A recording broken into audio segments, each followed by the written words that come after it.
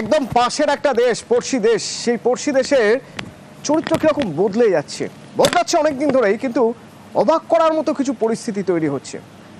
আপনি একবার ভাবুন, সারা পৃথিবীর ইতিহাসে যদি কখনো কোনো জায়গায় প্রশ্ন আসে বঙ্গবন্ধু কে, মুজিবুর রহমান। কেন বঙ্গবন্ধু?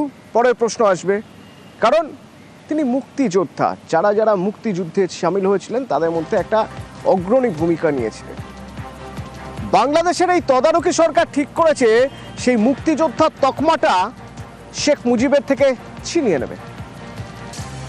কিন্তু কেন, কি ব্যাখ্যা দিচ্ছে তারা? আমার সঙ্গে নয়াদিল্লি থেকে মৈত্রেয়ী রয়েছে সরাসরি। মৈত্রেয়ী, কারণ কি দেখাচ্ছে, ব্যাখ্যা কি?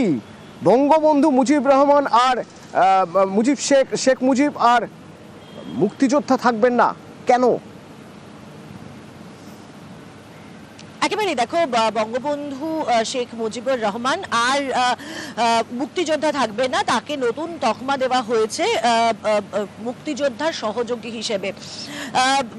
একেবারেই এই যে পদক্ষেপ করা হয়েছে, বঙ্গবন্ধু মুজিবুর রহমান সহ মোট 400 জন মুক্তিযোদ্ধা যারা যারা মুক্তিযুদ্ধের সঙ্গে সরাসরি যুক্ত ছিলেন তাদেরকে তাদের থেকে মুক্তিযোদ্ধা তকমা কেড়ে নিয়ে মুক্তিযুদ্ধের সহযোগী হিসেবে তাদেরকে চিহ্নিত করার সিদ্ধান্ত নেওয়া হয়েছে জাতীয় মুক্তিযোদ্ধা কাউন্সিলের তরফ থেকে।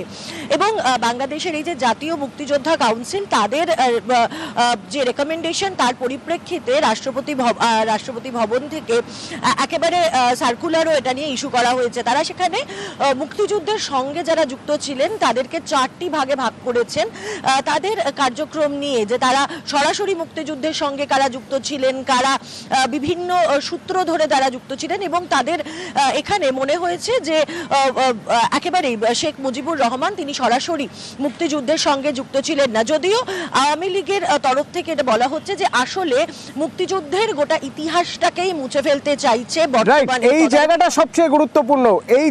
সবচেয়ে গুরুত্বপূর্ণ মৈত্রেয়ী। এই বঙ্গবন্ধুর মূর্তি ভাঙা, বঙ্গবন্ধুর নোট থেকে বঙ্গবন্ধুর ছবি হটিয়ে দেওয়া, মুক্তিযোদ্ধা তকমা সরিয়ে দেওয়া, আসলে মুক্তিযুদ্ধের ইতিহাসটাই ভুলিয়ে দেওয়ার চেষ্টা।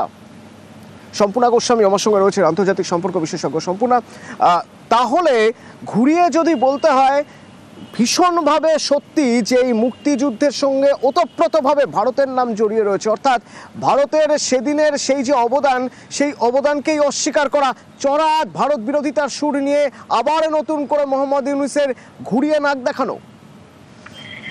দেখুন, ডেফিনেটলি এটা তো একটা ভারত বিরোধিতার ইনডাইরেক্ট পোর্ট্রেয়াল বলা যেতে পারে। এবং আমার মনে হয় যে এই ইউনূসের অ্যাডমিনিস্ট্রেশন, তারা আওয়ামী লীগের করা যে করাপশন সেটার থেকে বেশি, মানে সেইটাকে রিফর্ম করার চাইতে আমার মনে হয় তাদের বেসিক টার্গেটটা হচ্ছে যে আওয়ামী লীগের যে হিস্ট্রি, বঙ্গবন্ধুর যে হিস্ট্রি, মুজিবুর রহমানের যে হিস্ট্রি, সেটাকে মুছে ফেলা।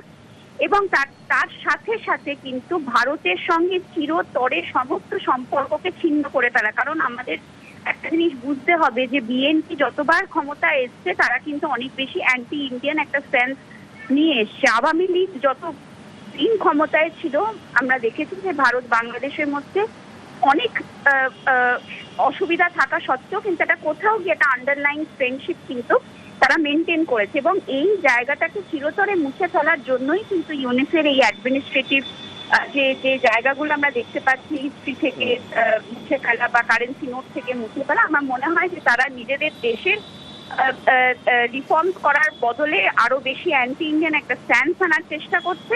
এবং চিরতরে বাংলাদেশের যে অস্তিত্ব, অ্যাকচুয়ালি মুজিবুর রহমানকে মুছে ফেলা মানে কিন্তু বাংলাদেশের অস্তিত্বকেই মুছে ফেলা। তো আমার মনে হয় যে সেইটাই আলটিমেটলি কিন্তু সেই দিকেই যাচ্ছে এই দেশটি। ধন্যবাদ সম্পূর্ণা।